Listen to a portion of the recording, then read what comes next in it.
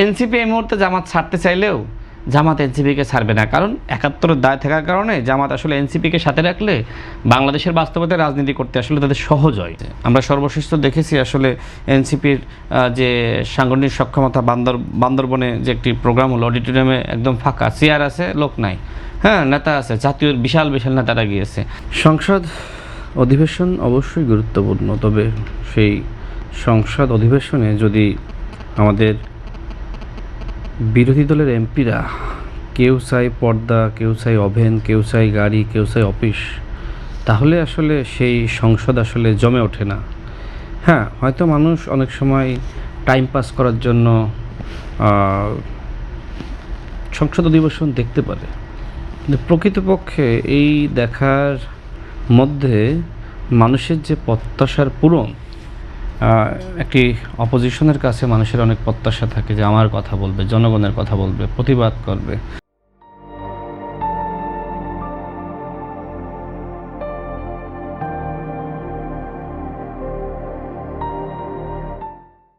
কিন্তু এই বিরোধী দলীয় এমপিরা যতটা না আসলে জনগণের কথা বলে, তার থেকে নিজের কথা বেশি বলে। এই জন্য শুরুর দিকে বেশ সংসদ অধিবেশন মানুষ দেখছিল, যখন দেখলো যে এই এমপিরা তো আসলে নিজেদের কথাই বেশি বলে, তো মানুষ এখন আর খুব বেশি তাদের কথা শুনতে চায় না বা শোনার প্রতি আসলে আগ্রহ নাই, কারণ মানুষ বুঝে ফেলিয়েছে যে একজনের বাবা মুক্তিযোদ্ধা না, অথচ সেও দাবি করে যে আমার বাবা শহীদ বীর মুক্তিযোদ্ধা, শহীদ হয়ে গেছে, অথচ তার জন্মই কিন্তু মুক্তিযুদ্ধের 10 বছর পরে। তো এরকম ঘটনাগুলো আমরা দেখেছি। এছাড়া নানান ধরনের আরও অনেক আমার মনে হয় যে বিতর্ক তারা সৃষ্টি করার চেষ্টা করে, বিশেষ করে জুলাই জাতীয় সনদ নিয়ে, গণভোট নিয়ে, এবং তারা লং মার্চও তারা ইতিমধ্যে ঘোষণা করেছে। তো সব মিলে এই মুহূর্তে আসলে ওইভাবে আসলে জনগণের কোনো ইস্যু নিয়ে তারা রাজপথে 6 মাসে নামেনি এবং একই সাথে সংসদেও কথা বলেনি। তবে সর্বশেষ যেটি হয়েছে, আন্তর্জাতিক যে সংকট, জ্বালানি সংকট, এই আন্তর্জাতিক সংকটকে পুঁজি করে তারা একটু রাজনীতি করার সুযোগ পাচ্ছে, এবং একই সাথে যে জাতীয় সংকট, বিশেষ করে যে আপনার একটি টার্মিনাল বিকল হয়ে গেল এবং গ্যাসের সংকট সৃষ্টি হয়েছে, যেটি মূলত বলা যায় যে আওয়ামী লীগ সরকারের 16 বছর, ইন্টারিমের 18 মাস, এই 16 এবং 18 মাসের যে আপনার অব্যবস্থাপনা, সংকট, দুর্নীতি, ক্যাপাসিটি চার্জের নামে লুটপাট, এগুলোর কারণেই তো ওই পাপের বোঝা অনেকটা আসলে জনগণকে এখন টানতে হচ্ছে, এবং বিএনপি সরকার আসলে উত্তরাধিকার সূত্রেই সেই সংকটগুলো এখন মোকাবেলা করা লাগতেছে। তো যেখানে জামাত ইসলামের কাছ থেকে মানুষের প্রত্যাশা ছিল যে এই জাতীয় সংকট মোকাবেলায় যে যার জায়গা থেকে কাজ করবে, দেশ এবং জনগণের স্বার্থে মানুষকে সচেতন করা, মানুষ যাতে আসলে এক ধরনের প্যানিকের মধ্যে না থাকে, মানুষ যাতে হতাশার মধ্যে না থাকে, সেটা আসলে যারা বিরোধী দলে আছে তাদের জায়গা থেকে মানুষকে সচেতন করা, বোঝানো সরকারি দলের দায়িত্ব তো অবশ্যই এটা, এবং সরকারি দলের সদস্যরা সেটি মানুষকে বোঝাতে চেষ্টা করছে। কিন্তু অন্যদিকে ওই জাতীয় সংকট এবং আন্তর্জাতিক সংকটকে পুঁজি করে তারা আসলে লং মার্চ ঘোষণা করে দিল। তো দেখেন, জামাত ইসলাম তারা, আমি অন্য দলের কথা বলছি না, কারণ এই যে প্রোগ্রামগুলো, সমাবেশগুলো, লং মার্চগুলো যাই করছে না কেন, এটা আসলে জামাত ইসলামের প্রোগ্রাম বলা যায়। আর ওই যে সাথে আরও 9-10টা দল রেখেছে, এগুলো শো পিসের মতন, এগুলোর নেতা ছাড়া খুব বেশি কর্মী নেই। আই থিঙ্ক ভাইও আমার সাথে একমত হবে। এবং প্রোগ্রামগুলোতে আমি দেখেছি তাদের একজন করে নেতা যায়, আর কর্মীগুলোও 2-3 জন করে যায়, সব তো জামাতেরই।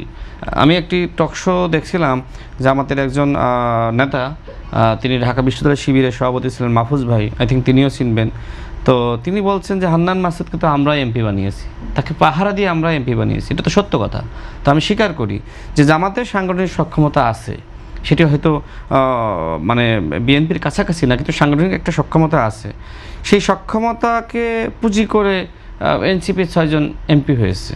তাছাড়া তো তাদের কর্মী নাই, 1 ডজন নেতা আছে। আমরা সর্বশেষ তো দেখেছি আসলে এনসিপির যে সাংগঠনিক সক্ষমতা বান্দরবনে যে একটি প্রোগ্রাম হলো, অডিটোরিয়ামে একদম ফাঁকা, চেয়ার আছে, লোক নাই, হ্যাঁ নেতা আছে, জাতীয় বিশাল বিশাল নেতারা গিয়েছে। তো এই বিশাল বিশাল নেতারা যে সময় জামাতের এই সমাবেশগুলোতে যায়, কেউ আসলে কর্মী নিয়ে যায় না, একলা একলা দেখবেন না, নাসিরউদ্দিন পাটোয়ারি একলা একলা হাঁটতে হাঁটতে যাইতেছে, হাসতেছে, দুলতেছে, হ্যাঁ তার পিছনে কিন্তু কর্মী নাই। সেখানে গিয়ে বিশাল গরম গরম বক্তব্য, বিএনপি সরকারের পতন ঘটিয়ে দিবে, বিএনপির এই করতে হবে সেই করতে হবে। তো এইভাবে তো হয় না। জামাতের সিনিয়র নেতারাও যদি দুই একটা রাজনৈতিক বক্তব্য দেয়, পলিটিক্যাল রেটরিক মানে বলে, তাহলে ওইটা মানা যায়। যাদের নিজেদের কর্মী নাই, সক্ষমতা নাই, তারা যদি আজকে বিএনপির কেউ 1 মিনিটে, কেউ 7 দিনে, কেউ আবার আপনার 16 দিনে নানান হুমকি ধামকি, এগুলো আমরা দেখতেছি। তো মানুষ কি আসলে এখন এই মুহূর্তে হুমকি ধামকি শুনতে চায়? 16 বছরের ফেসিবাদকে মানুষ একটু শেষ করি, তাড়িয়েছে একটি উন্নত সমৃদ্ধ রাষ্ট্র ব্যবস্থা গঠন করার জন্য। এখন গণ অভ্যুত্থানের একটা শক্তি সরকারি দলে, আর একটা শক্তি অপোজিশনে। কেউ কারো শত্রু না, সবাই তো জেল জুলুম রিমান্ডের নির্যাতনের শিকার হয়েছি, একসাথে জেল খেটেছি, এমনকি একই বিছানায় ঘুমিয়েছি, এরকম হিস্ট্রি তো আছে, তাই না? তো আমাদের দায়িত্ব ছিল সেই ফেসিবাদের পতনের পরে এই রাষ্ট্রের পুনর্গঠন, এই রাষ্ট্রের কাঙ্ক্ষিত সংস্কার, এই রাষ্ট্রের পরিবর্তন, অর্থনৈতিক সমৃদ্ধি, নিজেদেরকে সভ্য সমাজের নাগরিক হিসেবে তৈরি করা। কিন্তু আমরা কি দেখলাম? গণ অভ্যুত্থানের পরে এই সমাজে অসভ্যতা, রাজনৈতিক হুমকি, তারপরে সরকারকে ব্যর্থ করা। তো এইবার বিএনপি ক্ষমতায় গেছে, পরের বার না হয় জামাত যাবে বা এনসিপি যাবে, সমস্যা কি? বিএনপি তো জোর করে ক্ষমতায় থাকবে না। বিএনপি তো এরকম দল না। আপনি যদি মনে করেন যে আপনার সক্ষমতা আছে, ওকে বিএনপিকে আন্দোলন করে ফেলা দিতে বলে দেন, কিন্তু আপনার 7 দিন গেল, আরও 7 দিন গেল, আরও 7 দিন গেল, রাষ্ট্রপতি নির্বাচন হলো, আপনি তো হেরে গেলেন, তাই না? তো বাস্তবতা তো বুঝতে হবে ভাই। আমার সক্ষমতা যতটুকু, ততটুকুই বলতে হবে। আপনি আবার বলতেছেন যে আগামীবার আপনারা হবেন প্রধান বিরোধী দল। তো আগামীবার যদি প্রধান বিরোধী দল হইতে হয়, আপনার সামনে তো জামাত, তাই না? তো জামাতকে টপকিয়ে তারপরেই তো বিএনপি। এরপরে বলছেন যে এরপরে আপনার সরকার গঠন করবেন। তাহলে আপনারা জামাতের লেজ ধরে রেখেছেন, জামাতের নির্বাচনী খরচ নিয়ে ইলেকশন করলেন, জামাত লোক বল সরবরাহ না করলে আপনার প্রোগ্রাম সফল হয় না, আর আপনি প্রধান বিরোধী দল হয়ে যাবেন। তো আগে তাহলে প্রধান বিরোধী দল হতে হলে জামাতের চ্যালেঞ্জ গ্রহণ করতে হবে। তো কালকে তো দেখলাম নাহিদ ইসলাম বলল, মনে হয় সম্ভবত ভিতরে একটু প্রবলেম হয়েছিল, যে কারণ অভিমান ভাঙানোর জন্য জামাত গিয়েছে। আবার জামাত তো রাজনৈতিকভাবে স্বাভাবিকভাবে এনসিপি বড় হোক এটা চাইবে না, যেটা জামাতের সেক্রেটারি জেনারেল বলেছিল, বাপের থেকে বাড়তেছেও না। অর্থাৎ বাপের থেকে যাতে বড় হইতে না পারে, এই জন্য যত মেকানিজম অ্যাপ্লাই করা দরকার জামাত করবে। এটা পলিটিক্স, এটা হইতেই পারে। তো হয়তো আমি যত তথ্য পেয়েছিলাম যে এনসিপি মূলত স্বতন্ত্রভাবে নিজেদের অবস্থানটা পরিষ্কার করার চেষ্টা করছিল, যে আমরা একটু এককভাবে মুভ করি। জামাত এটা বুঝতে পেরেছে।